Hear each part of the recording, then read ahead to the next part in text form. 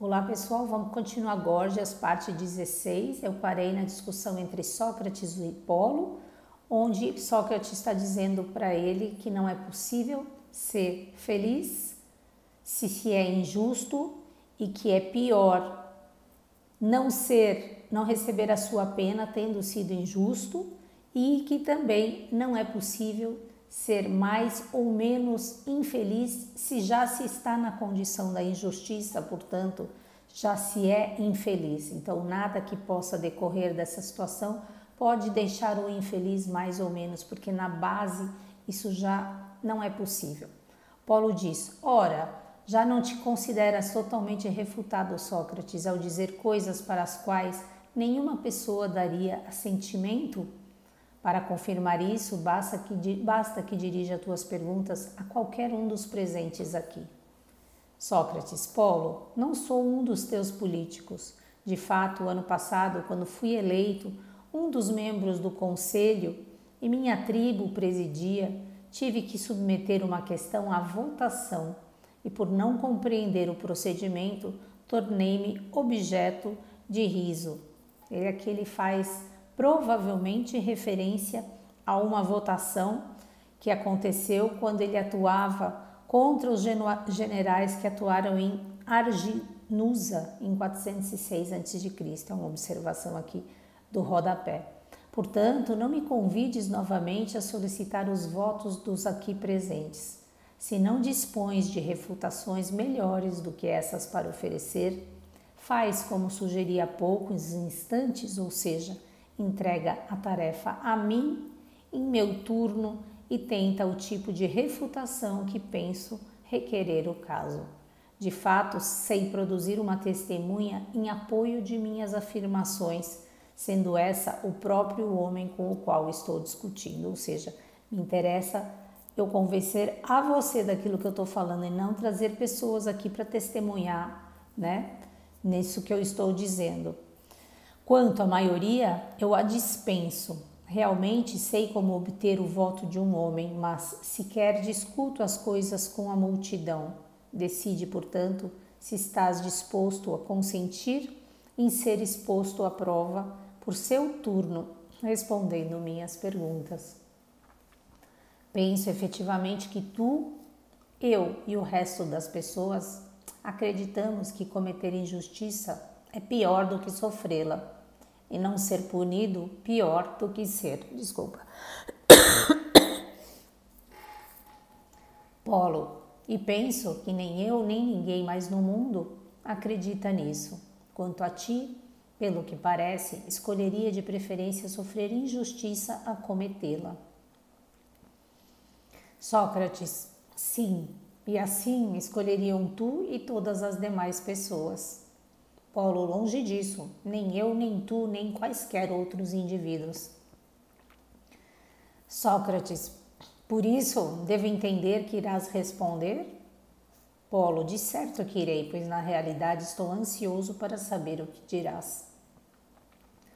Sócrates: muito bem, para que venhas a sabê-lo, diz-me, tal como se eu o tivesse interrogando pela primeira vez, o que dos dois te parece, Paulo, ser o pior, cometer injustiça ou sofrê-la? Paulo responde: sofrê-la. Sócrates: e o que é mais vergonhoso, cometer injustiça ou sofrê-la? Responde: cometer injustiça. Agora presta atenção como ele vai conseguir fazer com que haja uma incoerência, mostrar por Paulo que é incoerente aquilo que ele está dizendo quando ele entra com essa ideia do vergonhoso e depois vai comparar com essa questão de cometer injustiça ou sofrer. Vou voltar então aqui. Paulo disse que cometer injustiça, certo? É mais vergonhoso. Vamos voltar aqui. Paulo: pior, cometer injustiça ou sofrê-la? Ele diz sofrê-la. Sócrates: e o que é mais vergonhoso, cometer injustiça ou sofrê-la? Ele diz cometer injustiça, ou seja, as duas coisas é pior por enquanto para ele. Sofrer injustiça para o Paulo é pior do que cometer, mas é mais vergonhoso cometer a injustiça. Só aí a gente já começa a ver uma contradição. Sócrates diz: e se mais vergonhoso é também pior? Polo, em absoluto. Sócrates, percebo.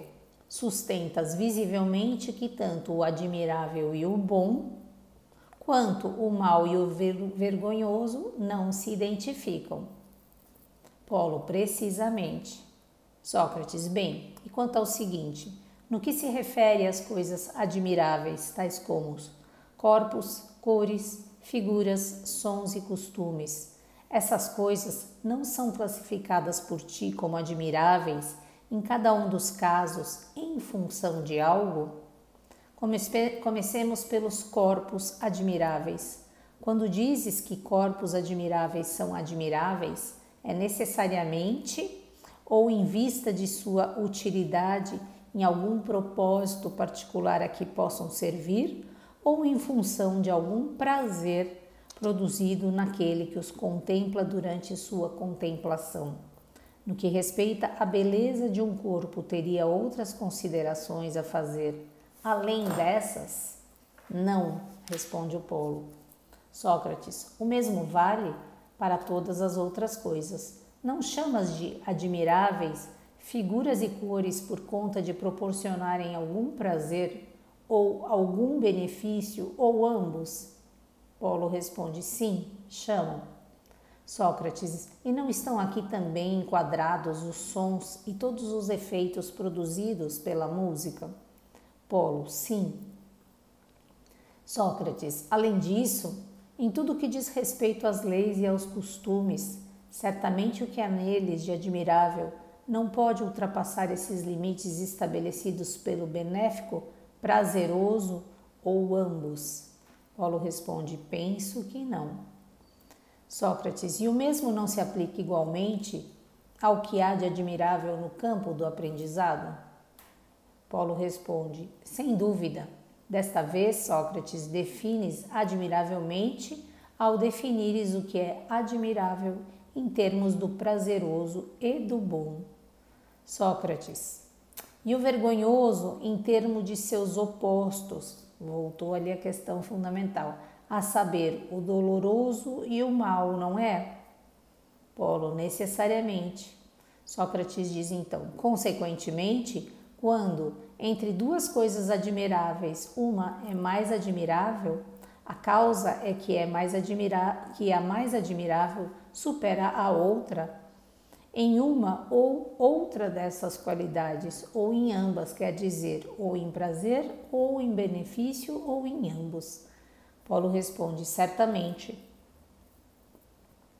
Sócrates, e analogamente entre duas coisas vergonhosas, quando uma delas é mais vergonhosa, a causa disso é porque a mais vergonhosa supera a outra do ponto de vista da dor ou do mal. Não é assim necessariamente? O Polo responde sim. Sócrates volta para ele então. Ora, o que dizíamos há pouco a respeito de cometer injustiça e sofrê-la? Não dizias que sofrer injustiça é pior, mas que cometê-la é mais vergonhoso? Polo responde, dizia. Bem, se cometer injustiça é mais vergonhoso do que sofrê-la, não seria assim, ou porque é mais doloroso e supera o outro em dor, ou porque o supera em mal ou em ambos? Não é assim tão necessariamente?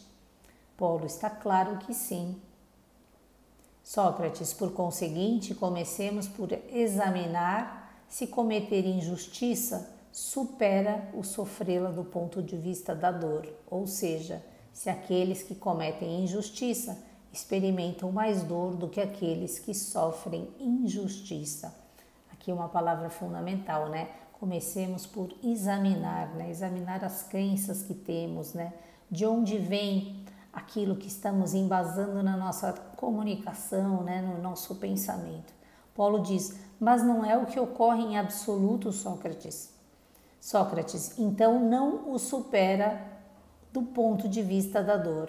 Com certeza não, responde Polo. Sócrates, portanto, se não o supera do prisma da dor, tampouco é capaz de superá-la em ambos, que é a dor e o mal que ele estava discutindo. O Polo responde, é o que parece. Sócrates, assim, por exclusão, supera no outro ponto de vista. Sim. Sócrates, em mal. Polo, é o que se evidencia.